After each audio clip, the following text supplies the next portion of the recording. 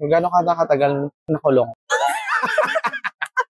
Hindi, alam mo, dapat may series of questions ko na i-prepare sana. Dapat eh. Pero, very random lang na to. Ang whole idea ng podcast is I'm capturing the essence of a person. Kasi sa dulo ng podcast, gusto ko tanongin lahat ng mga magiging guests ko na I don't mean to be morbid, but if this is gonna be your last day and you will play this message on your funeral, what would you like to say to everyone listening? Diba? Ganda, love it. Kumbaga, lahat ng kakausapin ko, regardless kung sino, yun yung tatanungin ko sa dulo. Just to wrap things up. Diba? Heartwarming. Tsaka, before kasi, nung first episode ko na podcast, medyo may pressure na it should be light, it should be popular, it should be there. Pero in my mind, it should be capturing the essence of a person. So parang regardless if this is gonna be famous, at least I have an archive of the voices of the people I like. So let's talk about you and your current state of mind. Ito talaga yung na-try it out. First podcast. Hindi, let's talk about, BPD and other. BPD. Ayoko. Kasi stress ako. First episode pa lang, te. Mabigat na agad. Okay lang kasi nga. Pinag-usapan natin kung gano'n ka mentally ill. Okay lang. Bakit parang hindi ka na bumalik sa NCME? Alam mo, hindi na rin ako bumalik. Hindi na. Kasi yung meds, sobrang bilis nila walang therapy, walang CBT. Tinanong ko, wala nga daw. Pero you have face-to-face daw. Face-to-face? Oo, pupunta ka talaga doon. Pero 1 hour session. I suppose. Kaya nga, nakaka-stress dito sa maging, Pilipino. Kasi yung mga ganong bagay na essential. Hindi. Natanong mo ba sa HMO kung covered? Counseling I tried. Yung counseling naman, utang ina, kanin ko yun. Ang pangit ng counseling. Toxic positivity, Yung parang, mo na exercise. Yun. Wow, I'm healed. Sabi sa akin, you have to do something else. Do not rely on caffeine to regulate. Okay, motherhood statement. Okay. If I wanted motherhood statement, mama, ang kausap ko yung ChatGPT. Tigilan niyo ako. Gano'n naman sinasabi niya, parang I already know it. Give me something that I could do. Tsaka diba, kung nasa desperate position ako, kung kailangan ko lang ng good word, mama, ang dami sa YouTube. Diba, inspiring quotes. Diba? Motivational quotes. Diba? Mga kaibigan na kasi mga pamilya. At sabi nga, kung gusto ko lang ng toxic positivity, sana nanood na ako ng vlog ni Alex Gonzaga. Diba, kailangan mo kasi yung mag-a-attend, what's happening in your head? Explain it to me. Walk me through. Diba? Tsaka, I want someone who knows better in terms of mental health. Diba? Mental health and science. Kasi, kung kaya kong gawin yung ginagawa mo ngayon, putang ina ate. Ba't napakita? Natry ako kasi may sa amin, may hotline na. If you ever feel like 911? May ganyan din sa toot. Sis, ang tawag, bound. Basta. Ang pangalan? HR ang mga kausap namin. Kung sino-sino yung mga tinatanong mo sa home loan, yun yung tatanong sa sagot. What do they know? Diba kailangan expertise dito? Diba, kumaga, yung palang idea, it's your co-employee volunteering to help other people. No, baka makasalubong pa kita. Pasalubong kita sa elevator, i-judge mo ko na, ayan yung batang iniwan ng mga magulang. Diba? Saka pare-pares ang talk-up dito, di ba? We're in our same talk-up place. Tapos, exactly. Huwag mo ako yabang. Parang ka na sa okay mental. Okay ka mentally. Kasi nandito ka. Pare-pares tayo nandito. Pare-pares tayo naghihintay sa bonus para makaalit. Charot. Saka sabi nga nila, di ba? Pag may kausap ka ng gano'n, na sa company, ang laging syempre they're wearing the hat. You organ. Oo, tsaka correct. Yung wearing ka ng hat na pang organization. Employee pa rin ang isip nila. How can someone thrive in corporate setup if you have multiple mental disorder? Thank you for that wonderful question. Diba? Kasi ako curious talaga ako. Before ko sagutin yan, ang first question should be, am I thriving? If the answer is yes, ang sagot ko lang is, I act as if... at your age? Well, I act as if I'm not mentally ill. Yun eh. Kumbaga, every day is a cosplay of being someone you're not. Kumbaga, ang idea ko talaga is fake it till you make it. Sobrang gasgas, pero ganun eh. When I walked inside that door, I'm a different Dale. Na ako yung Dale na umaokray, masayahin. I get things done. All because I need this job and I can't fuck things up for me. Siguro yun din, yung not thriving in the office means someone's gonna get hungry. Diba? Walang magbabayad ng bills ko. We thrive sa corporate because it's the only thing that gives us hope. Whenever I'm working, I'm not mentally ill because the goal at hand is for you to resolve what's in front of you. Everything is a trade-off. I can choose to be at home without a job, walang bubuhay sa pamilya ko. Or I can be here and hope na kapag nagka-bonus ako, I'll feel better. or pag nagsahod ako, I can buy a coffee, di ba, na medyo okay. We're chasing our ambition. But at the same time, we're being chased by poverty. Because one slip, one fucked up. Doon na naman tayo. Sa San Miguel, sa Kenneth, ma'am. I don't wanna live there. If extravagance and grandeur is not inspiring me today, going back where I came from is enough inspiration. So I have to keep going. Ganyan talaga. As in, sometimes isa sa mga motivation ko to wake up, spite. You're doing this out of Diba? spite. Let's say I lose my job today. Babalik ako sa tatay ko. Babalik kami dun lahat. Sabihin ko, pasensya ka na. Sorry, hindi kita pinapansin ng mga nakaraan. Pero okay na. Kain na lang ako ng botcha na binibili mo kay Kuya Steve. Di ba? Okay na ako ulit. Okay na kami na tumutuloy yung bubong. Girl, no. That alone makes me feel so alive. Di ba naman Makes you feel grateful, appreciating meron ka. Na, Gigi, isipin mo lang ha. Nauuwi ka ng gabi out of a party na ang saya mo, ang ganda ng suot mo, ang ganda ng makeup mo, ang sarap ng kinain mo. Pero rarampa ka sa San Miguel. Tapos dadaan. Diba? Na maputik, madilim, dadaan mga tito mo, naghihingi ng 20, pang yosi. Everything reminds you of how hard it was before. Ikaw, G, what's your greatest fear ngayon? So, dahil, Na, early. Na, hindi ko pa early mo pa mga 5 a.m., gano'n. Earlier, na parang, Hindi mo, you didn't make it. I didn't make it. Parang, after all this hardship, that experience and Oh, that's why you have to take care of yourself. Yun nga, Are you taking care of yourself? emotionally. Emotionally, mentally. Hindi, physically, mama, health is Physically, better. like better. how? You're eating better. Oo. Meron akong control.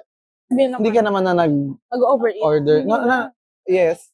And fast food, no? Good. Soda. Hindi din. Hindi ako masoda, di ba? Hindi ako masoda. Gusto ko yan. Dati lala natin talaga ito. Utang ina yung Hong Kong fried noodles. Ngayon hindi na. Pati cheese stick everyday. Oo. Ngayon hindi eh. Kasi may control ako sa rice. Ganun lang. Kasi ganun yung kamay mo kaya. Yung control mo sa rice, isang ganun ng kamay. Pero minsan gusto mo lang kaya. 3 kilo na ata. Nag-lose ka ng 3 kilos. Yes. Ay, ako din. In 3 months yata, I lost 3 months. Baby steps. Baby steps. Yun na lang yung malalakad ko kapag Ganda na. I keep doing this to myself. Self-sabotage. Fear ko din is mamatay yung mga loved ones. Kayo. Family. I'm not gonna, for sure, I'm not gonna die. Don't. And if I do, mama, I'm insured. So, let's keep it that way. Kahit na, parang it will break me. Ako din, it will devastate It will scar me for life. Parang iisipin ko sana mamatay lang din. Ako, I'm a bit selfish. I'd rather die first. Nasa mga ka-waitlist ako na isa sa atin. Girl, kaya makabado ko dun sa ano ni Ate Denise, panganganak. Diba na ano? Buwis buhay siya. Buwis buhay siya. 50-60. 50-60. Arat. Oo, kakatakot. Kasi that's family. Kahit anong mangyari dyan, wag-away tayo dito. That's family. Ay, alam mo yun, hindi yung fear ko. Ipares tayo na yung hindi ko nagawa yung mga dapat kong gawin. Not only that, yung legacy. Yun, exactly. Legacy. Gusto ko talaga mawala yung sa trace natin yung poverty. Na for the next 5 generations, na-assure ko na they're not gonna experience what I experienced. Speaking of It Ends With Me, magkakaroon ng It Ends With Us ng Ogo. Panoorin natin kay Blake Lively. Kay Blake Lively, kay ano, parang Justin. Zac Efron. Hindi, Justin. Timberlake. Charot. Parang matanda nga eh. Tanda ng ano nila. Bata kasi ano din sa Oo nga. Parang sabi nga, wala namang ibang artista Pero kasi abusive naman talaga yung ano nun eh. Yung dynamic. Doon ko na, napakinggan yung idea na, yung abuse starts with you yelling until the threshold goes down. Ako din, doon ko na Tapos, kasi you allow it eh. Yala. Tapos the The next threshold. time you would feel na, hindi naman ako masyadong na ano ngayon. Oo, hindi naman, okay lang yun. Baka nagbigla lang siya. Diba? Lang naman ako ngayon, hindi ako nasita. Yun. Diba? Until next thing you'll know, you're in the emergency room. Nag-aagaw buhay ka because you were abused. Pero effect of your brain, no? Oo naman. Kaya na nga si mama paulit-ulit talaga. Nag-uusap kami about something else. Tapos, nag-uusap na naman kami about war flashbacks. Parang sa definition talaga ng abuse. Talaga physical. Tsaka diba, she was, abuse talaga, malala. Bakit kaya? That time? Bakit niya na yan? Hindi niya sinasabi. Kasi walang tumulong sa kanya eh. Kahit mga kapatid niya. Kaya gano'n na lang din kataas ng resentment ko sa mga kapatid ng nanay ko.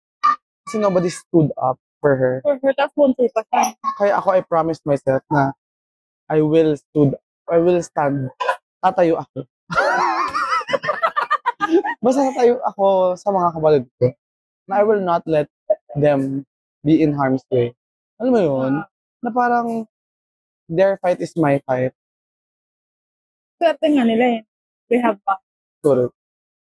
Tayo, we don't have anyone like us. Stressful, pero yun yung nakakabusit eh. Kasi sometimes I blame myself that am I too strong? Pinakita ko ba na kaya, am I too capable that nobody helped me? Diba? Parang, it's ironic kasi, parang paradoxical siya, na parang, hindi ba ako tinulungan ng mga tao sa paligid ko dahil nakikita nilang malakas ko? O malakas ako kasi walang tumulong sa akin? Oo nga. Parang, dahil ba feeling ng mga kapatid? Vocal ka naman sa yung mga even if you're vocal, pero they see that you've been surviving. Hindi nila nakikita na nag-fail ka eh. Parang ikaw, na I've seen you at your lowest. I've never seen you talaga falter, like work, pinabayaan mo yung work, ayaw mo na magbuwasa. Ano pong sense? That was then. Pero hindi mo pa naman pinabayaan yung work talaga na nag-quit ka eh. Hindi. Kaya nga ako, sobra talaga akong aliw sa mga people that can't quit. I mean, hooray for them. I mean, clap, mama. Pero, tayo kasi, we know what's at stake. Kaya nga sinasabi ko yung kila Dan, na it's a privilege. Ako din. Sabi nga ng nanay ko, nagtatrabaho ka para sa sarili mo din. Nakaka-visit doon. Iyon, nakaka-irita yung sinabi niya na yun. Nakita mo ba yun? Parang, you don't understand. Hindi ako nagtatrabaho para sa sarili ko kasi kung nagtatrabaho ka para sa sarili ko, I would have chosen jobs that's too much pressure. Kasi alam mo, I've been offered by a friend to work in the government. Sa QC City Hall. Kaya ko yun. Tsaka yung sahod, it's not so bad. As in, above minimum. Kumbaga, kung ang sarili ko lang ang binubuhay ko, I would have gotten that job. And for sure, ikaw, you wouldn't subject yourself to this. Alam mo yun, yung mga ganyang stressful na that doesn't give pleasure. Baka naging nail tech ka. Yun yung mga trip mo eh, di ba? Alam ko, iniisip ko nga, wala akong talent. Hindi naman. Wala talaga. Like, I can lie. 3 days walang ligo, mama, that's a talent. Hindi. Parang feeling ko I'm not good at anything. For sure. Siguro writing or reading. Pero hindi din exceptional eh. Okay lang. Ako ba? Exceptional ako? May humor, probably. Yun yung strong suit ko. Or, yung ability ko to connect with people. Alam ko na. Alalaman mo kung what you are. What are you? What are you? Ano talaga? Alalaman mo kung saan ka magaling kapag ibibigay sa itong scenario na to.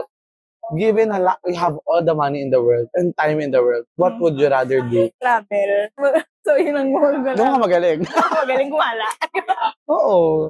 Ibig sabihin, explorer ka. So, baka yun ang trabaho mo ng mga... Siguro connect with people din. Yun yung number one. Pero, soft skill yun eh. Like, pero that's a skill. That's a talent. Nevertheless, because not everybody has it. Kasi diba? Yung ability na yung different people na would like you, they feel like you are friends with them kahit sa utak mo. Diba? Yun, ano tawag doon? Rapport. Oo, building rapport. Magaling ka talaga rumapport. ma-PR ka. Which is good kasi it builds connection. Oo. Pero ginagawa ko lang yun kasi perform. Yep. Oo, correct. Kasi the job asks for it. Given the choice na makasalubong ka sa labas, mama, baka sapain kita sa tagiliran.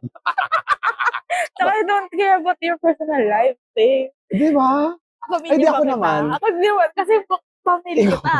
Jowa kita, pamilya ka, kaibigan ka, okay. Pero ako, talagang genuinely interested ako sa mga people that I'm...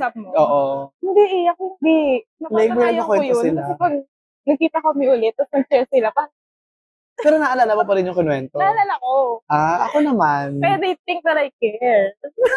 Because you remember the small details. Pero dahil naalala ko lang because imaano yung memory ko. Napatay na ba? Hindi pa? Hindi. Bakit sa akin hindi pa? Ikaw gusto mo mamatay? Oo, charot. Charot pa. Dahil yung don't threaten me with a good time, mama. Gago. Pero mabubuhay ulit, ha? Oo. Wow, ano ka? Mortal Kombat. Kaya ganong moment na parang I wanna experience life. Para lang malaman ko lang. I wanna vanish. Oo. Na parang, how it feels like. So, ikaw, what's your end game? Hindi mo ba tinataningan? Or are you not putting a deadline to your responsibility towards your family? Now, ito recently lang, na parang naisip ko na. Tapos, kinausap ko kaya si mama. Kasi when will it be your turn? Yeah, exactly. Kinausap ko siya. Sabi ko, magta-third na ako. And then still like, sarili. Feel ko, ang purpose ko lang sa family na is maging glue. Maging? Glue. Tapos ang sabi niya, pag-graduatein mo lang ang kapatid mo, kami ang bahala. So, parang ang sinabi namin niya kay Edna na, bumukod na kayo ganyan. Tsaka, isipin mo, tayo as breadwinner, we've been trained to care for these people. We're also at the phase of our life na we wanted something for ourselves. Na you couldn't do kasi you are tied but up. it feels like, alam mo na dapat mag-guilty tayo. Oo.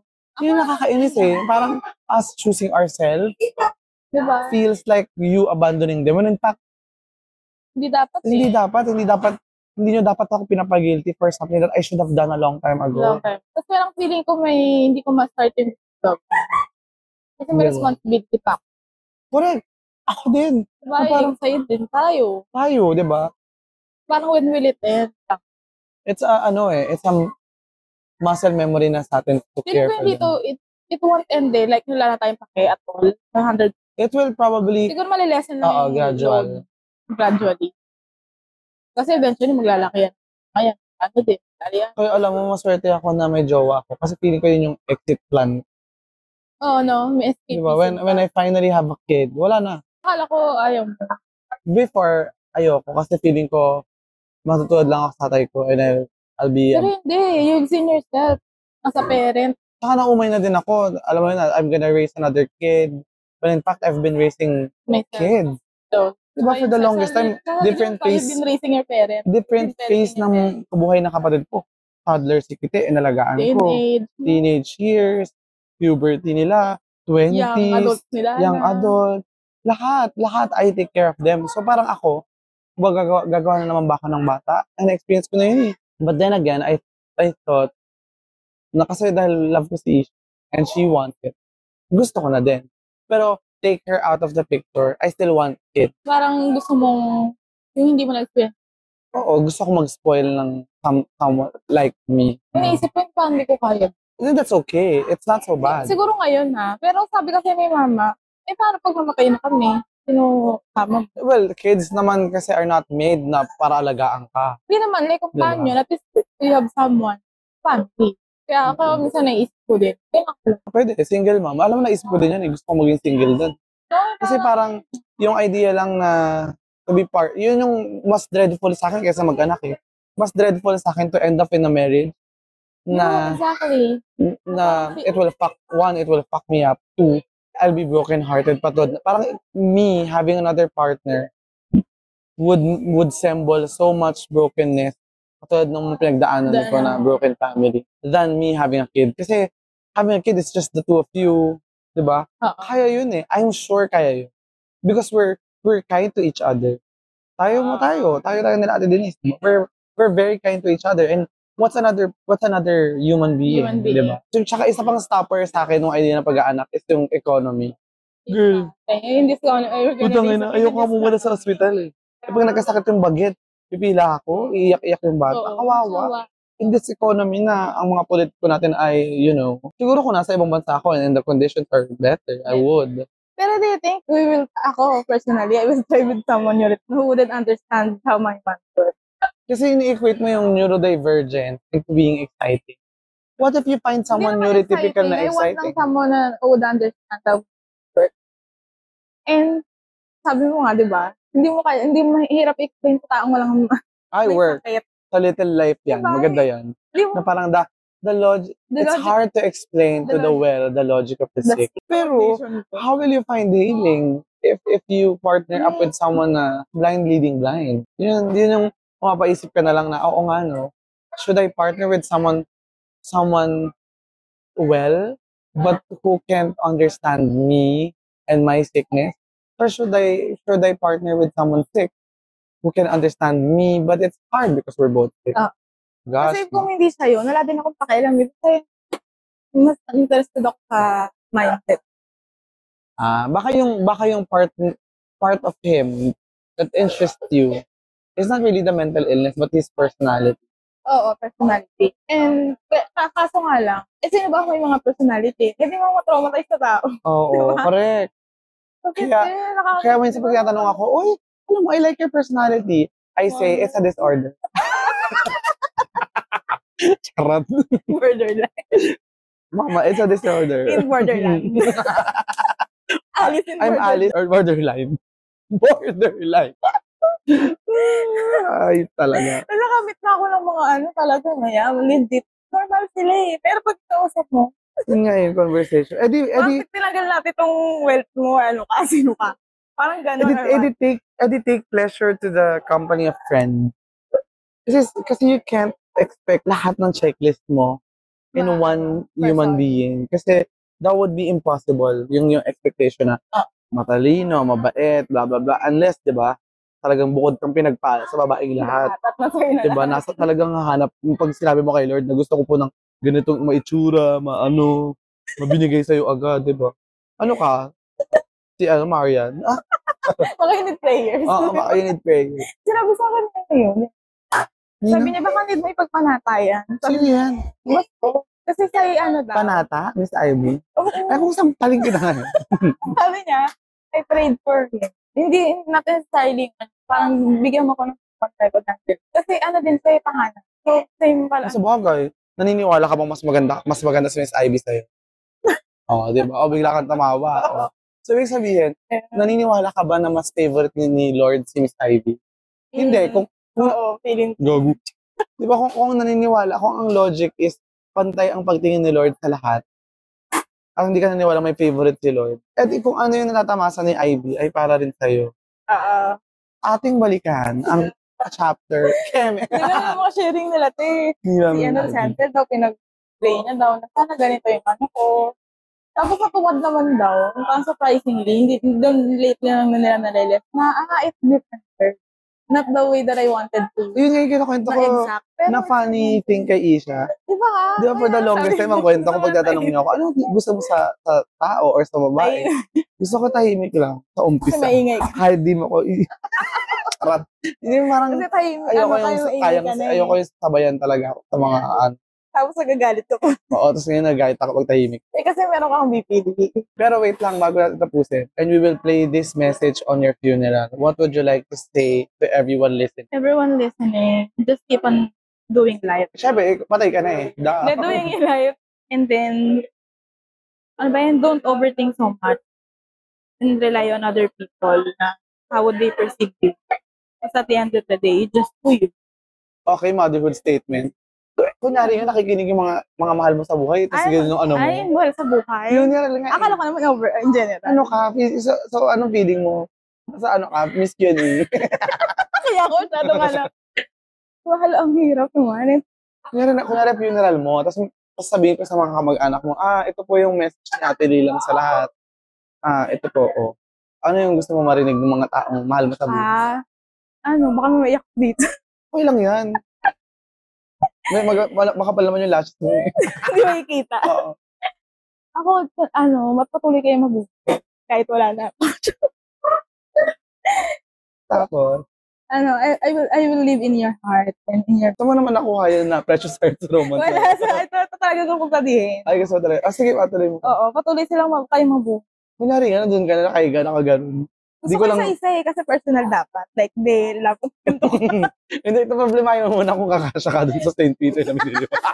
Oo, customize yun, te. Nakausap ko na si Ellie.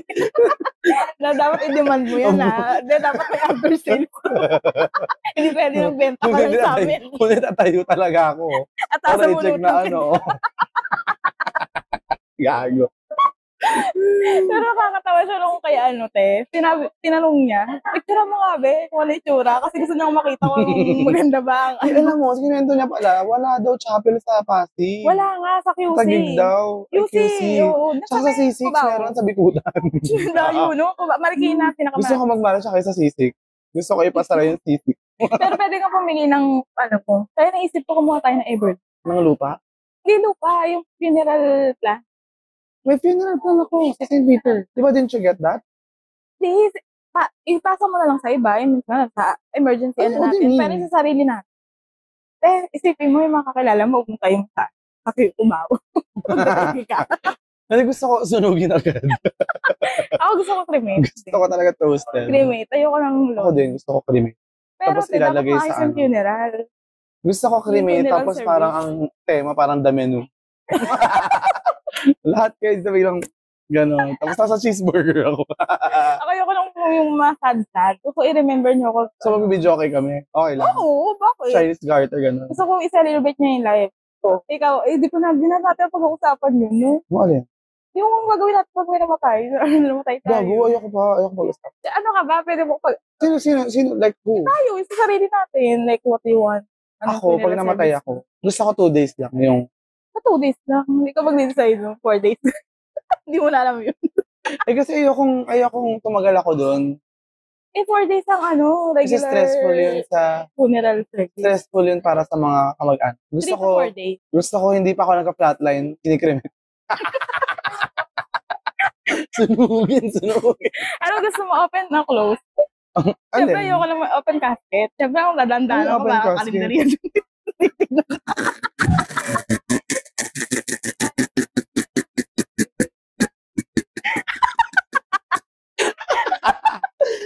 Mag-open ka sa diba?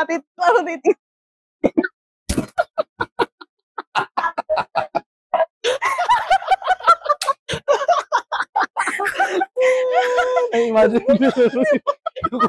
yung color silver. Gusto ko, open, pero yun yung takip ko. Kasi dami titingin sa'yo, te. So, tapos syempre may kita, ilang araw na hulas tayo makeup mo, te. Diyos ko, mga gago talaga tayo. Pero yun, that's the whole time. Close casket na lang. Ikaw ba close? Ako close casket pero with standee. Mga 4 na standee, nakagano. Iba-ibang close.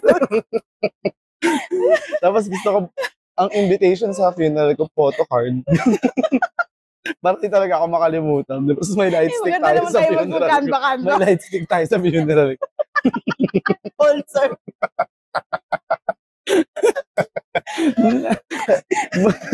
Tapos ang sa funeral march. Gusto ko yung HOTTOGO na had to go na yun yung chaperone na na mabagal. HOT. Ganun. Gusto mo yung funeral march? Anong gusto kanta? Gusto ko may 21 guns. Anong kanta, te? Pero pit stop yung Anong kanta? Mga kanta ni RuPaul. Read You, Wrote You. Call me mother. Hindi, pag nababa na ako, ang tutog, guess who's back in the house? Tapos may magbubog. Oo. Yun yung 21 guns ko, mga bading na nagbubog. Guess who's back in the house? That. House of God pala. Tapos ang kanta, tell Jesus at the beach.